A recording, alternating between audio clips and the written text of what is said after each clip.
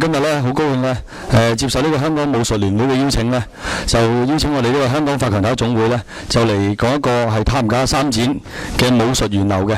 咁我哋三展拳咧，亦都係我哋自係呢個南少林拳啦。咁啊，自呢個祖師爺譚義軍公咧，就喺呢個少林寺九連山跟呢個智善禪師咧，就學功夫就學咗6年。咁啊，學咗有幾手拳咧，就係我哋嘅三展拳、五形拳、鐵包金棍同埋呢個鐵線拳嘅主要拳種就呢幾個。我哋祖師爺有幾個比較代表性嘅，咁啊義軍功當然係功不可沒啦。跟住落嚟呢，就亦都有我哋譚安公，咁一樣我哋周家八卦棍呢，亦都係由佢同呢個周宇星呢，就物資交換轉翻嚟嘅。咁跟住落嚟呢，就由呢個譚敏公啦。譚敏公亦都可以話係我哋開山嘅建基祖師爺啦。咁因為呢，我哋三展拳呢，源流落嚟呢，就南少林拳落嚟呢，就有4平大馬嘅。咁到譚敏公之後呢，咁佢亦都係取長補短，亦都將佢4平大馬咧轉為2步半，變為2字強馬，就所以打後呢，佢發揚呢，亦都以譚敏公為首嘅。咁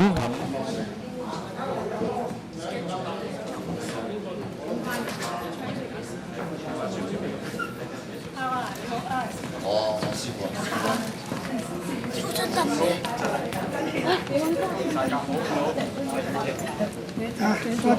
你坐喺前邊，一陣間我哋開始由你上。香港發強體育總會譚家三展嘅師傅咧係出席我哋嘅演講會嘅。咁今晚咧好榮幸咧得到我哋嘅師公啊，阿冼君師傅咧係大駕光臨啊，即係佢好忙咁開完會咧即刻嚟。咁第一個主講者咧就係冼君師傅，請上座。第二位係關石華師傅。第3位係梁繼松師傅，第4位係譚佩元師傅，第1位係譚定邦師傅，5位師傅咧，我哋今晚係有。其實咧，我哋三展咧，由最終咧都係同好多南拳或者洪拳嘅源流都係一樣，都係出自呢個少林嘅。我哋三展咧就喺呢個南少林呢個福建啊九連山，因為南少林咧以我哋所知咧就有好多間嘅。我哋係喺九連山嘅少林寺，跟呢個祖師爺咧就係呢個跟你感化禪師，就即係智善禪師嘅稱號啦。就學藝就喺呢個南少林咧就學藝學咗6年。我哋到祖師爺下山嘅時候咧，最主要就有4手嘅拳藝兵器咧就流傳落嚟。就第一手咧就係我哋門派嘅稱號啦，就呢個三展拳，跟住就有一手五形拳，再有一手咧就係鐵線拳。咁跟住咧棍咧，我哋實際棍咧，我哋有一手，即係應該係古拳嚟㗎啦。而家應該香港都唔係，或者好多人流傳嘅，就係鐵包金棍。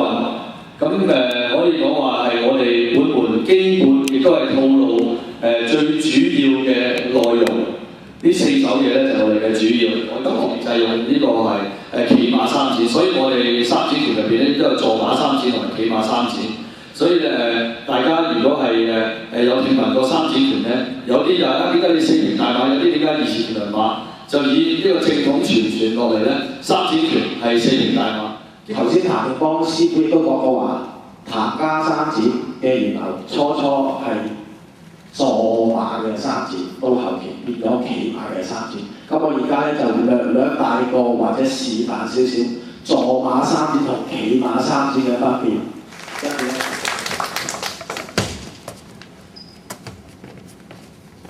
1、2、3，1、2、3，1、2、3。而家演練緊咧就係我哋坐馬三展入邊嘅18散手啦，我哋叫。3。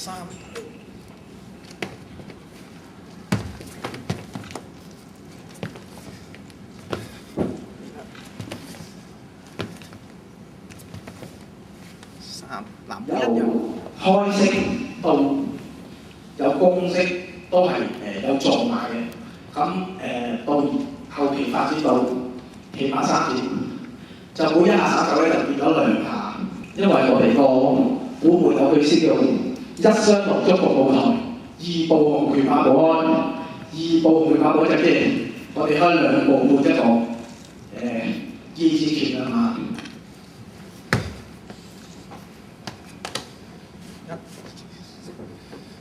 一、二、拖。每一樣都係兩下嘅。嗱，呢個咧就冇咗個四平八啦。頭先我有個四平八嘅，而家又變冇咗個四平八，就變咗三推掌咯。就係咁樣咯。冇話點解佢點樣扭插啊各方面之類咧，而係好實際內拳一招就夾，一招就夾。點樣冚手一個？譬如我哋你出拳，即係用咗我哋出拳，你出拳我哋唔會話又左擋右擋，又摸幾下先至再嚟，而係好實際。你出拳，你招一招我一個下手一場，我呢度就幫拳，就一個橫向，一個下人決定自場就打埋佢。點解就唔使再招，唔使話再擋，再要出第二手？因為你快手落手就唔同咗。我哋招手一低招就呢度即刻要落㗎啦，即係我哋係招手上手一打呢度就已經去，就用腰馬撈落去，用化勁。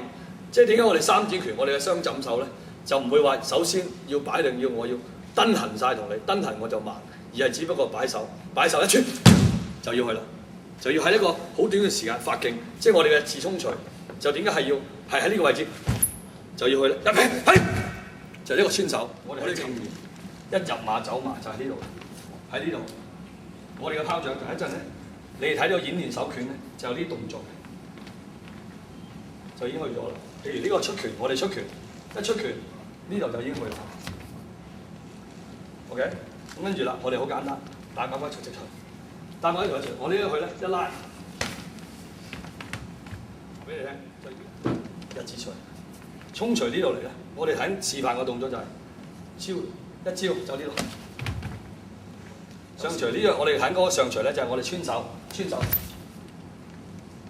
即係進馬就呢度就，所以唔好意思啊，乖仔，辛苦你啊，各位前輩唔好意思啊。即係我哋咁講咧就係我哋譬如。冚手穿指你兩錘，一錘兩錘，我哋就唔需要走啦，就呢度就去啦。一陣每個套路入邊咧就睇到一個解決，就一二就已經去，即係我哋嘅冚手係一二就已經穿指㗎啦。呢個我哋嘅穿指手，呢啲嘢起呢個咁樣嚟嘅。我哋如果咁樣咧，因為腳力咧唔使驚，腳力咧就因為大過拳力，起碼2-3倍，所以你話直接要點樣擋開佢咧就冇可能。而我哋出咧就係咁樣走馬，就喺呢度去拋掌。就入去入邊嘅內檔，即係行內檔入馬，內檔走位。因為你如果直接同佢攻擊擋開隻腳咧，我估計要用拳力要多幾倍。即係有啲下劈手，我估計就係你真係有個條手要好非常之強橫，你先可以鬥得開隻腳。咁點解我哋個拳道點會走馬就係話咁樣去咧？入馬入內檔位，因為我哋唔係志在要打開隻腳，而係我要射咗條，但係射之中。我唔係要做佢第二下，呢下就已經要同時要攻擊佢啦。譬如